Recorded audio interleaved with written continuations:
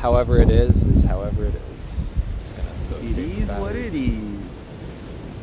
But basically, so at whatever point, I'm just gonna end up cutting to wherever we start, so it's not just me reaching out and saying, Yeah, no, I like that.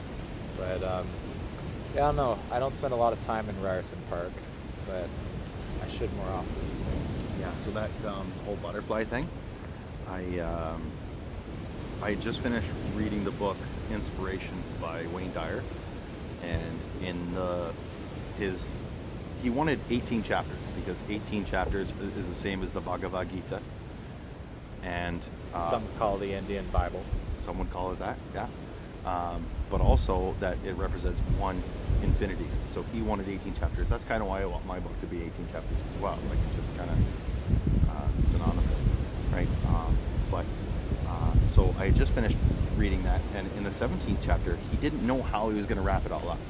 And he was very honest about it. Like, he didn't know, but he did talk about, he talked about that in the 18th chapter. But in the 17th chapter, he talked about his friend that was just like apeshit over the monarch butterfly, and how the monarch butterfly is the most amazing creature. Is it the shape? Is it the color? It's what they do. So they come from Brazil. They fly. They follow the air currents all the way, so they don't like feel any weather whatsoever. They take the path of least resistance. They do, and so these things are like toilet paper, made of toilet paper, essentially, like, and how light they are, and they can travel from Brazil all the way to like Canada, and their halfway point is Nova Scotia. For some reason, they meet. They have a big butterfly meeting in Nova Scotia, and then they flutter their way back, following all the weather currents, and they all the way back to Brazil, not only to the same tree, but the very same branch that they cocooned on. Wow. Imagine that. Imagine you went right back to the place that you were born every year. Like, yeah. And then the process starts all over again, right? So he was just that was the 17th chapter, and so he talked about, in the 18th chapter, he talked about how he didn't know how to wrap it all together, and he was out on the beach, and he was really just trying to meditate and find it and ask for guidance, and he was out there, and he was just sitting on a rock, and a butterfly came across the lake, and he just held out his hand, and it landed there on his hand. And he was like, this is amazing. But this was in the 90s, before flip phones and stuff, so he couldn't just take a picture of it. He was like, I have a butterfly on my hand, what am I going to do? Yeah. So he goes back to his condo.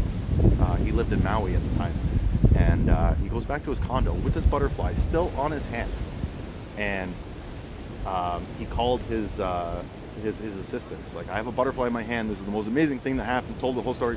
Stay right there, I have a camera, I'm coming right there. So she lived 5 minutes down the road. She bolted over. They took a bunch of different pictures with him and this butterfly, and he was like this, and he was like this, and he was like doing all these different poses, right?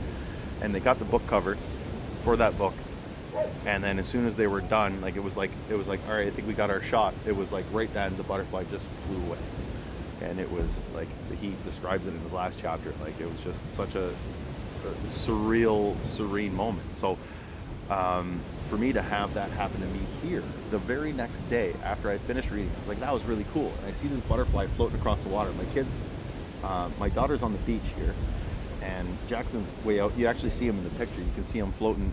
I made it so the eye in Splitting the Atom, the eye is the dot of Jackson in the water. Wow. So he's out in the water playing, and a butterfly's flying across the water. I'm just like, no. Yeah, this timing is no. Sometimes the universe does that for you, though. If you allow it, it makes it really hard for me to believe that I have free will, though, when I think that the universe is so played out, so specifically seeming sometimes. But I don't. It's not like it unfolds for you. You know, yeah, and it's almost like being able to have. You do have free will. You do have a choice to do this and that, and then you have alternate endings to every story, right? It's like almost like one of those role-playing games, like or those old books where you're like, choose your own adventure. Yeah, you chose C, so go to page 4. Then, alligators. Yeah, and that's the end of your story. And then you're like, wow, what page should I have picked? Yeah, but I don't know. It's kind of interesting because every action that we take is a reaction to something else, but it feels like in the moment, like you could make a few different actions, but do we really know? Yeah. Who the fuck knows? It's so beautiful out. I've been waiting for this. I don't even know where we are right now. People are gonna have to guess. We'll have to see. Will we feel it? Did I already Did we say start? it? Did we? Did we already You didn't say go it? ta-da. No, this is it. Yeah, I mean, this is gonna be episode, I think, 22 now. Sweet. Yep. So, and the thing I love Dude, about this that's is like, crazy. 22 is my number. that's a good number. It's my 22 is, so I was born on January 22nd. Right. My football number. I was like, naturally, I just picked 22 throughout my whole life as my number. It's just, I'm All your 22. passwords have a 22 in it. Actually, they don't. Okay, good. If anyone's listening, they don't. Yeah, don't. No, but don't that's hack cool. my That roots. just, not ironically, but quite perfectly so. This is number 22. I hope so. If it's 21, I'm going to be pissed. I'm going to slip in some other shitty 1 minute podcast. Yeah, in just between throw in- just to get the numbers. Throw in a up. greaser. Yeah. Just interview my brother or something. Just Yeah. easy going like that. But yeah, I know it's been a while since we did our last podcast. It was in, I believe, like July of 21. I think it was before I would finish school. I was still in the midst of a big mess of stuff. I don't even remember if it was 21 or 2020 that we last met. I don't know, man. It was definitely in the pandemic. I feel like it might have been summer 2020 even. I was wearing a sweater. Time has flown. I think. Yeah, I don't know. Well, anyone on the internet can search that and find that right now. We're just gonna. We don't have a We JP could, to pull it up. well. Yeah. Connection shit over here. Yeah, that's okay. Yeah, and like I remember I did a few of these podcasts live, but I just got to the point where like it was just tough to have an internet connection at cool places like this. Yeah. Where it's not like you and I are talking about like all the stuff that just happened that we have to hear the take on it this week, like the Will Smith, Chris Rock thing. Oh, like, yeah. That's horrible. You watch any newscast the next day, and that's all. That's all it is. And I think like I saw this one meme, and it was that Putin was upset that his war is not trending #1 anymore. Now Will Smith's war is bigger. It's Oh, like, one of my geez. favorites is, if Will Smith didn't slap Chris Rock, I wouldn't even know the Oscars existed. And Yeah. it's true, I didn't know. Could have been the Grammys. Like I had Could have no been clue any. what I was don't going watch any on. award shows. Yeah, so they it all was like- blend in. I just yeah. know Grammys sounds like music because it's like Arthur Graham Bell, Alexander Graham Bell. I never the knew phone. that. Like That's all I think never of. knew Emmy is Oscar. Emmy is similar to Oscar apparently. I Okay. think Emmy's for TV. I could be wrong, and I'm probably like not that anyone who ever won Who an Oscar is cares? watching me, but Who like cares? it's probably. An Emmy's not as cool because movies are cooler than TV. It's Yeah, always been the way Oscar is that way. the body shaped golden It's person. the prime one. That's the one Yeah. that Tom Cruise will go to. Yeah. All the other ones, all the Vince Vaughns of the world, all the B classers. Anyway, that should. I know, whatever. That's what I like. Just talk about anything. He got in one little fight and his mom got scared. and then he went and skunked Chris Rock. Now his mom's sending him off to Bel Air. Honestly, better Bel Air. I mean, that's the problem. Is if that show was supposed to incentivize or disincentivize people getting in fights, it's like you get in a fight, we're gonna send you to like what was like the richest place in the states at the time. Yeah. It should be more like I got in one little fight. My mom got scared and said, "You're moving to West Virginia, somewhere you're gonna have to work in the cold winters." So Yeah. I went out there and I worked at a lodge. Like, I don't know. Or Winnipeg. Yeah, oh yeah, that'd be good. The That's Fresh Prince of Winnipeg. It's like the frozen, painful prince. Hey, you got a friend. Hey, no worries. Hi. Hello. Hey, Fluffy. Oh, you're so cute. Hello. Hey, beautiful. Hi. Oh, you're cute too. Beer and wine. Yeah. Oh, Fluffy. Do they drink? Well, only after 5. Yeah. Oh yeah. Oh yeah. What's We're after good. 5? Yeah. Hello. It's a nice way to end the day for you guys. Yeah. Well, hopefully more of a sunset, but the clouds are still beautiful You too. know, it looks like, it almost looks like Mountains? a mountain Yeah, we Yeah. were just saying that. Yeah. covering up. Hello. Yeah, oh, we're in what's Banff right what's now. this girl's name? So Or is it a boy? That's Judy. Oh. Judy. This is Lewis. Hello, Lewis. Judy's my mom's Alice. name. There we go. You named after my mom. So You're so two of them cute. are my daughters. Oh, she's so One of them sweet. is- She's nice. She's a nice. I have a 2-year-old German Shepherd just down Oh. the road there. Oh, I didn't nice. let her come out. Another On this night. street- on this street? On Vincent, yeah. Yeah, you'll probably hear her barking anytime you walk by. A 2-year-old. Sorry, Yeah. 2 months or 2 years? 2 years. 2 years. Yeah. Okay. Yeah, she's really sweet. And she barks when I Just like this. But yeah, she just barked because it's like, this is my house. Hello, I live here. Did you like their territory? Yeah, hello. Yeah, he's pretty sweet. Oh my Oh, they're all goodness. beautiful. He looks Guys are pretty so sweet. cute. He's pretty. This one really likes the lake. Yeah, but it's pretty treacherous down there today. Yeah, I wouldn't Yeah. want to Okay. go. Sorry, guys. Hey, Oh, no worries. Judy. We're actually can doing a have one with podcast. you. I hope it makes it in. Oh. No, that's okay. No, it's a good we thing. could edit things if we have to. We Oh, no won't worries. have to. This is genuine love. Did you give him some wine? No, I we asked. offered. Yeah, it's up for grabs. They said after 5 is okay. What do you do your podcast in? Just friends catching up. Like Dan here does a podcast. He's got a just put bunch on of episodes, YouTube, and we just- just talk about what's going on with us, and yeah, It's almost like a diary that we go back on, and we're like, that's where our thoughts were at this time. yeah. So Well, see. you both have good voices. Oh, thank you. All right, next time on. Yeah. This is coming. Oh, now I gotta, Oh, really oh, pay attention perfect. to my voice. Yeah. All right. All right, Enjoy. well, So Thanks for Hey, the no worries. visit. Nice to Oh, meet you your guys. babies are beautiful. I love them. It's a cool thing about this town is like you get a lot of nice people from all sorts of places. Yeah. Oh yeah, they come from all over here. My grandparents were born in Sicily and then moved to Toronto, and then they wanted to go back to Sicily. They hated living in the busy city of what Toronto was in the 70s, which is like Welland today. Yeah. And then so yeah, they wanted, well, my nono especially really wanted to move back to Sicily for the slow life, and ended up deciding, you know what, Niagara's like close second, so I ended up buying a place down in the 70s on the East-West line there, and so my family's been there ever since. What's cool too is on my dad's side of the family, he actually has had family that have been in Niagara-on-the-Lake for about 150 years. So Wow. yeah, so my great-great-grandpa used to own where the airport is, and almost all the land between what's currently Highway 55 and Carleton Street. So a lot well, of that's line 1, right? a lot of that area that's near the Avondale Dairy Okay, so Bar. back that way. Yeah. So that's like that's where the airport is. That's where like Avondale, a lot of the the current ice like cream this- place? Yeah, Yeah. where like a lot of the stewards Did in you already say Niagara that? live. Yeah. That's okay. I thought I just came up with that. All right. With cows, I don't know if they had the cow farms at that point. This is again probably 150 years ago at its oldest. But even my dad's grandma, my great grandma, lived on Carleton Street like when I was like a young child. So it's been recent enough in the family, but it's kind of cool. So I have two separate connections or stories to Niagara-on-the-Lake, and both from like completely other parts of the world, I guess you could say. So this is home. There's some deep plays soil. on the heartstrings for sure. I am a grape. That's Yeah, I have a vineyard. Grew cool. underground. I've only been here for maybe, I'd say 15 years max. But it That's feels, putting in some hours. yeah. Where were you before then? Welland. Okay, I'll hold it against you. Yeah.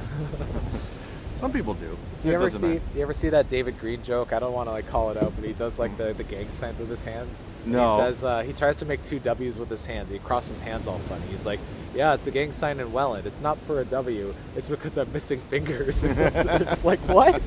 And I'm totally butchering I love Welland. Yeah. I grew up there, and like the east side of Welland is a rough spot. I'll admit that. And I was actually born on the east side, but when I was 3, my parents moved us to the west side. That's just on the other side of the canal. And yeah, like you could almost call it like Font Welland. Yeah, well, Like there's a almost lot of Fawn country Hill. just out of the city. Yeah, so it was, it wasn't as crack denny as east side Welland, but Right, yeah, a lot more rural, a lot more space, you're not living on top of 100 people. and by the hospital too, like that's on the east side too. It just, I don't know, it was a nice place to grow up, but it was nice to get out. And when I moved here, it was just like I just fell in love with this town. Oh It my was God. like, how do I How do I stay here? yeah, where do I sign? Yeah, really. And then I got a really good deal here, and yeah, I worked at the same place for 12 years. And So did you live near the Blue Star restaurant, that diner? no, What's it well, called? Blue something? where I was born was kind of by there. Yeah, kind of by the Welland Water Tower. Was where I spent the first 2.5 years of my life, and then we moved to right by Ross School. That's where I went to elementary school. Ross School, right on Niagara. So Yeah, I was born and raised Town Line Road in Niagara Lake, East-West Line, pretty much there all the way through my undergrad. And yeah, just that's like my family's had roots on East-West Line for forever. So we've always been on the south side of East-West Line. So I want to make like a concert once a year and call it South by East-West. oh, nice! I That'd like be that. so funny. Just have a big band and just Oh, pretend you to should be get rip off South what's that by other East-West. local band that I love? Matinee Slim and the Ultralight Orchestra. Those guys are insane. How many instruments do they have? Like, there must just be like, so it's an whole orchestra? No, there's Oh, probably okay. like 8 guys in the band, but they got like they have some brass. They got I'll send you the Alone Now is probably like one of my favorite songs of all time. Like, Anyone online right now? you Alone can Now, look it Matinee up. Slim, Ultralight Orchestra, YouTube. Technology. And you know what? It's funny, like, because the whole music video is like just a slideshow of them and their friends hanging out, and I it's love like that. that's how like local and like you would probably recognize some people in there. I didn't grow up here, so I don't like. I'd be like one person, like, oh, I know that person. But yeah, you definitely would look at a bunch of people in that music video, and it's such a good song. I love that. You know what? I saw one of my friends today on social media posted something. He's been a music guy for a long time. A guy I don't know that well, but definitely, like, anytime I've seen him, maybe out of the 5 odd times, he went to a different university, different school. Like, met him in Guelph. Really good guy, and he posted something today saying, like, I feel like I'm just spinning my wheels. I'm not writing enough anymore. I'm not writing anything new. I'm like stuck in a hole. And it was like so sad to see that, because it's like, this is a guy who's got like an immense talent, and I just wish that he was able to get his art out there, or like discover. I think that statement right there is what's going to get the wheels turning for him, because that's an Hitting that energy. wall. That's an energy that he's expressing that he's not doing, that he maybe hasn't expressed yet, and so he's like, hey, I've hit my wall. I can't go any further. And now if he's just adapts that, what we were talking about earlier, is that accepting and allowingness, then it's just going to come. So he's hit his wall, and that's the best place to be. Yeah, it's is good to when you- realize that, because you don't want to be delusional. You don't want Yeah. to think, oh, I'm not doing way better, when it's like, no, you've been doing the same thing. So that is true. There's a lot to that. Like, it allows you, it sets the ground for that improvement. Whatever he was doing up to that point has now ended. So now he has to start a new beginning, and new material will come out of it. So Yeah, no, that's really good. And now I'm I'm excited to see how he does either way, and hope for the best for him. And yeah, it's funny how you need to really be interested in something and continue to have that interest in order to improve. And it does become a bit of it becomes a positive feedback loop, which negative feedback loop, you just call it a vicious cycle. That, like, you do something negative, like, it's the one I always think of, the example is, if you start to get fatter, it becomes tougher to work out. Like, running hurts more. Lifting weights takes more strain. But if you start to lose weight, it actually becomes easier to start to run more and to work out more, and it's a very strong positive cycle. it's And, like a downhill slope. yeah, and you snowball, running absolutely. downhill. Yeah, and so there's certain things, like, in order to be able to improve, you need to want to improve. You need to enjoy improving. And once you can enjoy improving, you improve more. That makes you want to, that makes you enjoy it even more. The results are even better. Yeah, so I read the one book, Atomic Habits. It talks about make yourself. I've heard of it. Yeah, I haven't read it. But I'd heard of recommend it. It's Yeah. like, it's one of those books, when you first start reading it, you think, this is the one. This is the book that's going to change my life. Yeah. And we've all been there. It's good. It won't change your life, but I'd still recommend it. It's not going to make you 1,000 times, but it'll make you at least 10% better. Well, it really depends on your intention towards it, right? Yeah, It yeah. definitely could change your life if you were gung-ho about every single habit in there, and you're like, yeah, I'm gonna. Yeah. You know, like, that, and if you're, It's your intention and your attitude is what's going to make of any book that you read. Some things you're going to hang on to, and I'm sure people have read that book and have just been like, holy, mind blown. this is the Started the best thing ever. business. It wouldn't be where it is right now if it wasn't, right? yeah, selling all over. Maybe it didn't resonate with you so much because you probably heard a lot of that stuff already, and That's what I was going to say. If you've never read a book before and you read this, you're going to be Yeah. blown away. But yeah, no, you're right. If you've read maybe 9 other books that have maybe 80% of the same things, but it's nice when you see all those thoughts reorganizing in front of you.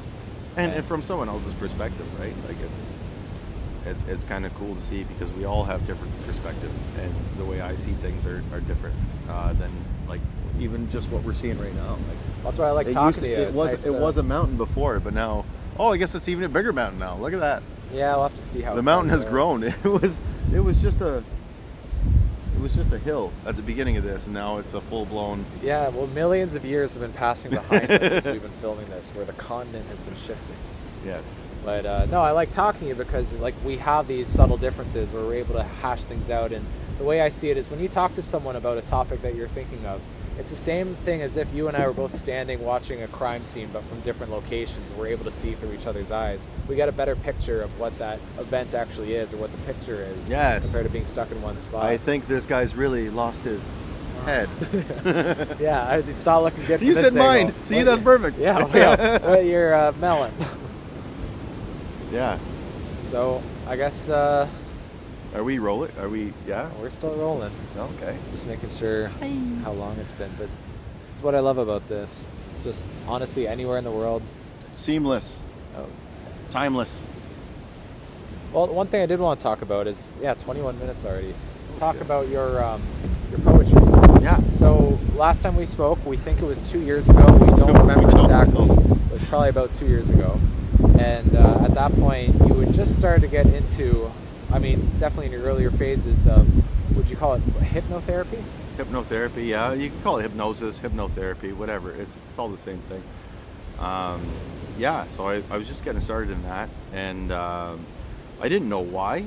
Like, I really didn't know why I was being taken down. Like, it's one of those things, like a rabbit hole. You know, like if you get stuck on a YouTube thing too long, you get watching different videos, and I was really into meditation, and hypnosis seemed like the next step. Like it seemed like the next step up. And what I realized from that was that there's such a huge stigma around hypnosis, and everyone was like, "Oh, like don't mess with my brain." And it's like, no, guys, like it really is a guided meditation. You get into your theta state of mind, which is the brainwave state right above your sleep, which is delta, and you're just relaxed, and your brain is more programmable.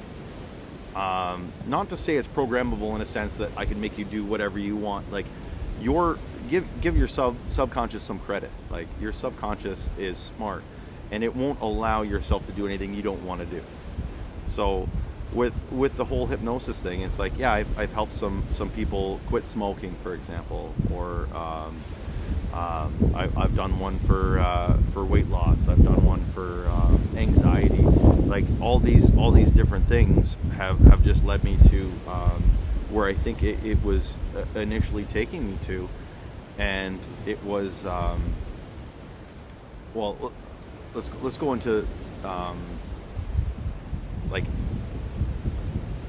I guess it's going to be one of the chapters of my book is healing and care, and it was such a cool time and crazy time, because it's still very hard to explain.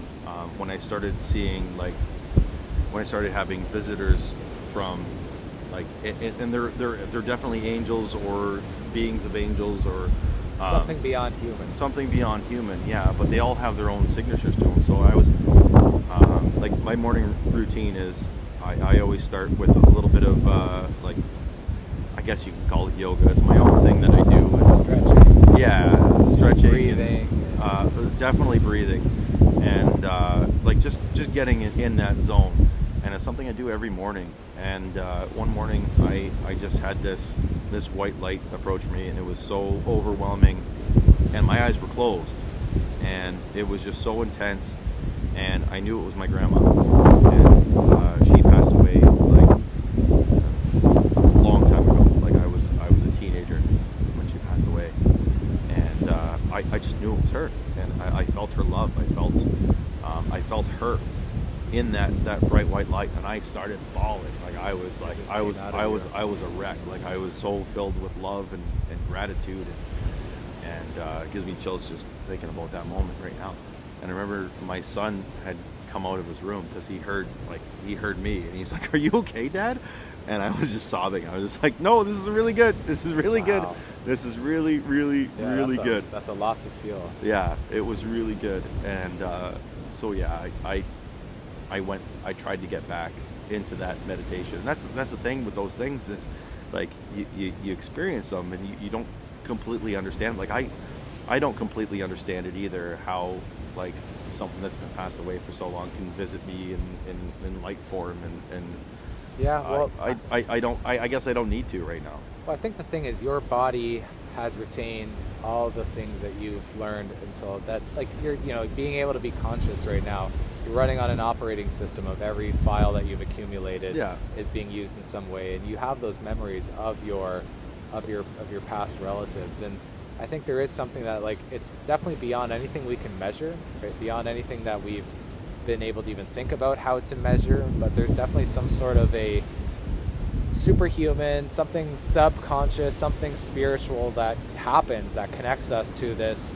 It's the quantum. It's like an ether, yeah. It's something that, I mean, I know it sounds so hippy-dippy, but it really is that, well, we're all humans. We're all part of this. There's a science behind that. That is quantum physics. Is the science of the unseen and the unexplainable. Like everything even atoms, to the point like of our consciousness. Like I say to like I'm going to close my fist right now.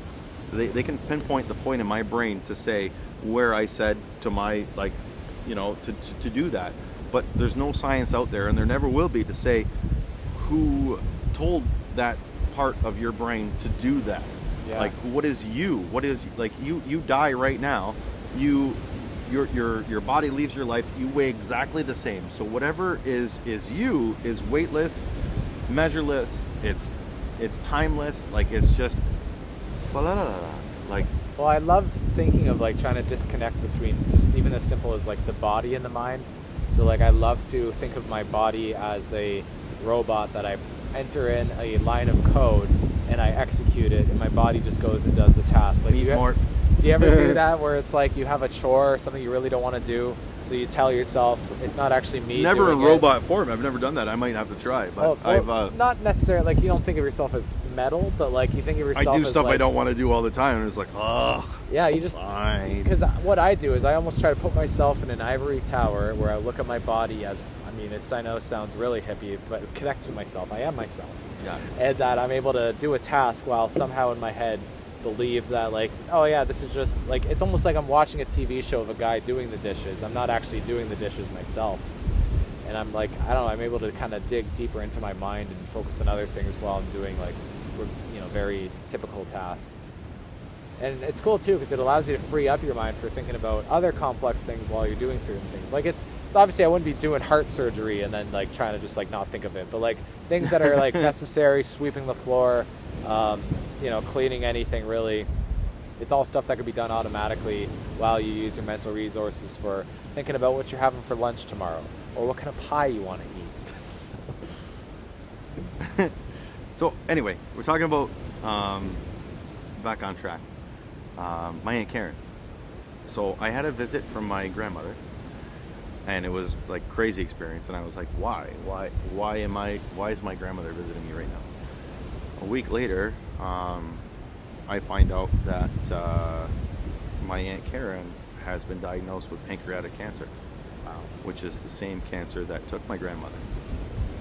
And I was like, maybe those two are synced. Maybe she's telling me something. I don't know. Like, there was no real message. It was just like, I'm here. Just pointing in this direction. I'm here. Yeah. And so I really meditated on that and like wanted, and anytime I'm lost and need guidance, I just sit in that space and just say, guide me. And it always comes. And I had this, a couple of days later, I had this vision of, my grandmother came again and gave me this vision of me doing a guided meditation with my aunt, healing meditation, and it working and her getting better and better and better. And I was like, I guess I got to do it. So I called my aunt up, and she was still like in the beginning of her cancer stage, and she's like, my nephew, I love you, but you're weird like this. Get blown away. Well, we'll be good for a bit. We'll see how this goes. and generally the conversation was like, I'm a bit of a weirdo. She wants to think about it, like coming over for a healing meditation. And, you know, that was the beginning of it. But, you know, she talked to my Uncle Dan, her husband. You know, the people in their circle were like, no, meditation is good and this is something you need to be doing. And so she called me back a couple days later. Is like, I want to do it. And she came every week for a couple months. And she had a near-death experience. And it was one of those things that if my little cousin wasn't there at that time to resuscitate her, she would have been gone. But from that moment on, she's only gotten better. And her, like, how long has it been since the diagnosis now? I'd say close to a year now. And the last, my dad was telling me the last x-ray that they had, the doctor was really excited to show her, because normally, like, if you have a tumor, right, it's black around the tumor, which means it's decaying and it's dying. And he's like, I've never seen anything like this. And it was bright white all the way around. It was like glowing. And he's like, this is healing. This is good. And they've shrunk. All the tumors have shrunk, like in incredible size. So it is incredible just how really. I mean, there's obviously outliers and times where things are caught too late, but it is so powerful how if one person does have a positive mindset and a way to alleviate stress, to be able to accept things and to begin to feel like anybody can do it, and that's the thing. Anybody can do it. Everyone has the power within them to be a healer, to do the healing or the healing themselves. I mean, it's not the healing's done within the person. They have to believe that their body can heal in such a way, and have to be open to it, and then the healing can take place. Like, you ask someone, you know, someone on their deathbed, like, that wants to die, doctors know this, that they're gonna check out, because they've already thrown in the towel. They've already given up. Their mind has already said, I'm dead. So the body will follow, you know. Yeah. Oh, it's so true. It goes back to that book I was talking to you about before the podcast, Dale Carnegie's How to Stop Worrying and Start Living. That book talks about all those different things. Talks about even people like, not Roosevelt. It was the guy who was like the big oil king back in like the 1900s, early 1900s, Rockefeller. So this guy was like the richest guy in the world by a long shot. Like, in today's money, had like $1 trillion, and was so rich but so stressed out about everything. The guy had $1 trillion, but was upset if he lost $1,000 from a boat that turned the wrong way and wasted gas or got caught in traffic, or like just crazy. Like, that'd be like the equivalent of you and I losing a night's sleep because we dropped a penny. Like, just so nuts. And they're addicted to more. Yeah, that's definitely a thing, and they just don't want to ever fall back. But so someone like that got so stressed out, richest person in the world, could afford any doctor he wanted, was going to die at 60. And then someone was able to finally turn him around, and he was able to just change his tune and just, I mean, it's not too late. And I love that story because the guy was in his 60s and he finally was able to turn around and actually gain his health back and start to, I think he lived to be 90-something. Yeah, it's never too late. Like, there's certain, I can't remember the name of the actor. Like, the actors start at like 60 years old. They're like, oh, I'm an actor now. Like, well, it wasn't like Oprah was really late. People always love to point at that. Oh, was she? I think so. Well, I don't know how old. Maybe like 40. I think Oprah's timeless. She looks exactly the same as when I was growing up. The only thing I don't like about Oprah is that she told everyone about The Secret. And I get there's some things in The Secret that make sense. If you hope for positivity, you're likely to have more positive things happen. Wayne Dyer was supposed to be a part of that. He stayed away from it, eh? Well, The Secret was like, the problem was there was a lot of people. It was a money grab. Oh yeah, and a lot of people went bankrupt. There was a lot of people who were like, well, what about, like, so if you expect good things happen. You expect bad things happen. So, like, what about people that die when they're like 2 because they got shot in a drive-by in a horrible? Well, there's a lot of truth to what it. Did that kid hope for? Oh. Yeah, sorry to laugh. No, but yeah, you know what I mean. Though. It's like really, like, those guys didn't hope for shit. No, and there is a lot of truth to it, but you had like there's some truth to it, and they stretched it, and made it an absolute. I think they made it a. They tried to make it into a law when it's a force of nature. Like, I get it that, like, it's kind of like karma. You do bad things and bad things will happen because you'll be pissing off people around you, and then they'll be pissed at you and treat you worse. Like, karma's real in that sense. Like, it's it's more your dharma. What's dharma? Dharma is what you do, and karma is the result. So your dharma is how you hold yourself and how you live your life, and your karma is what comes back. So really, we're living a dharmatic life, whereas it's just what you do, and then the karma is a result of it. So one's the action, the other's the reaction. Yeah, correct. Do you ever watch the show My Name Is Earl? Love. I finished. I had on DVD every single season of that. I love that show, What and goes I around loved. comes around. I loved his whole attitude. He was such a good guy in such a shitty situation all the time. I love the actors too. Jason Lee, who played Earl, was a professional Crab Man. skateboarder. Oh yeah, Darnell. Damn Darnell! And It was such a good show. Great cast. Ethan Suplee, he's actually crazy because he was like He's- 500 pounds. Yeah, now he's ripped. Yeah, I Yeah. love that. So I listen to his podcast sometimes. Oh yeah, and then there's what was the female in that? Joy. Joy. Yeah, but what was her name? Her name? Something Turner. No. It was like Jamie in real Lee life. Turner, I think, in real life. Jamie Lee something. Maybe Jamie. No, it's Jamie something. Right, yeah, because It's in not. the show, You're it thinking was Jamie something Lee Turner. Curtis, but it's Jamie. Yeah, but in the show it was Jamie something- Presley. Yeah, that's it. What up? Yeah, because Donnell Turner, that was it. Yeah. Okay, that makes sense. I don't know. Any last thing we should chat about? I'm gonna turn the brightness up on here while I have it. Oh shit. Maybe just talk about how in that state that I get into every single day, sometimes it's not forced. It's always Invited. like for poetry, and it's something that I always hit the last line first, and it's rarely ever the last line that I get during meditation. I'll get the last line like on my way to work or at work, or I'll be doing laundry or something. But it sets you off. It allows And you to start it. I'll hear something, or like someone says something to me. Like there's actually a friend of mine, Paula. She mentioned something, and it became a poem within a couple of minutes. And it was just something that she said, and it sparked something. And it was like, okay, I have my last line. I have something to work towards, and I go from there.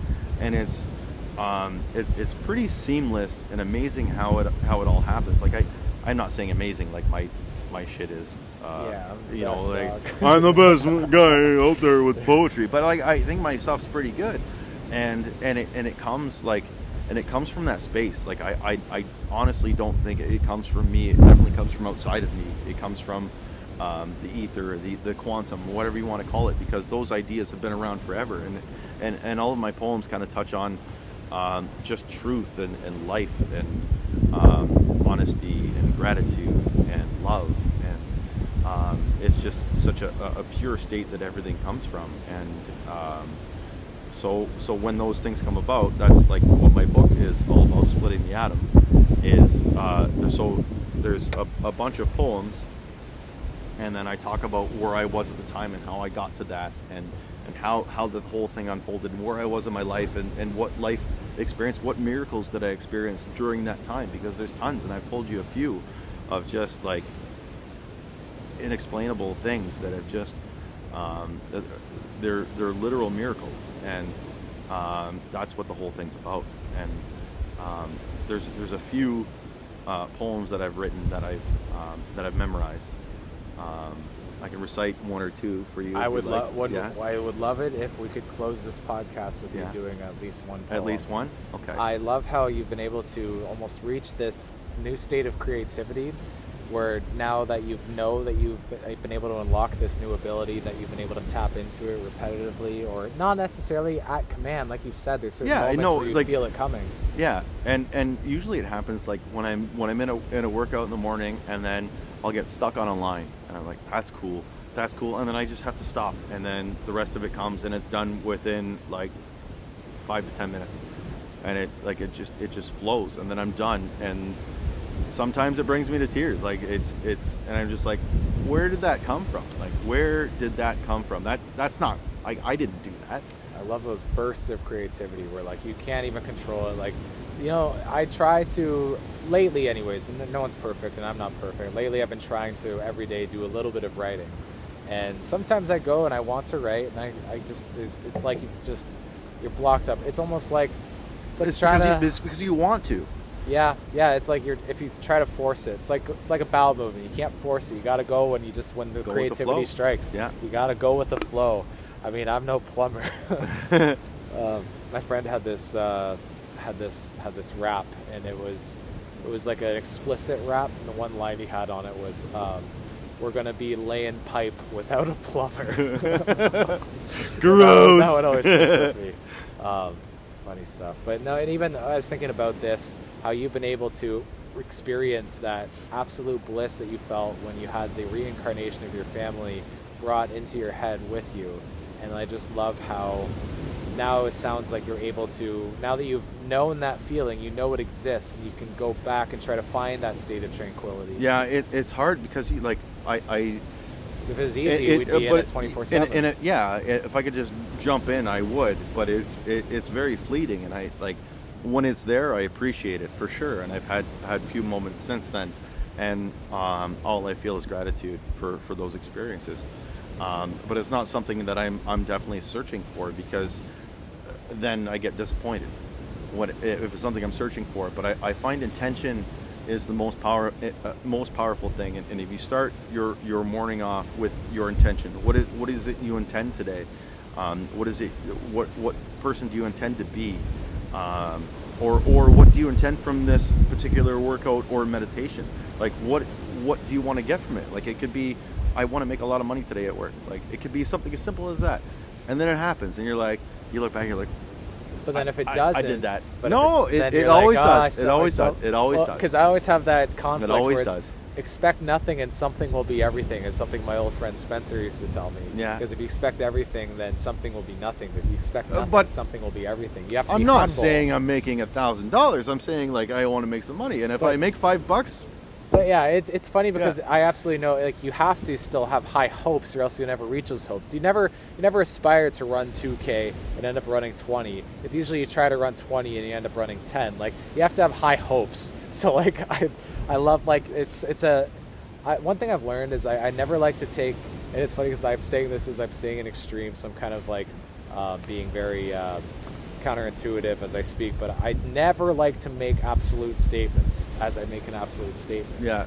But it's like I never want to believe 100% that setting a low expectation will mean you'll get a low result. Because sometimes you set a low expectation and it ends up being a lot better than you think. Like, there's certain things that are left beyond your ability to influence. Like, if you're maybe waiting for a crop yield this year and you expect, like, you're like, well, I'm going to have this baseline expectation of the weather being crappy this year.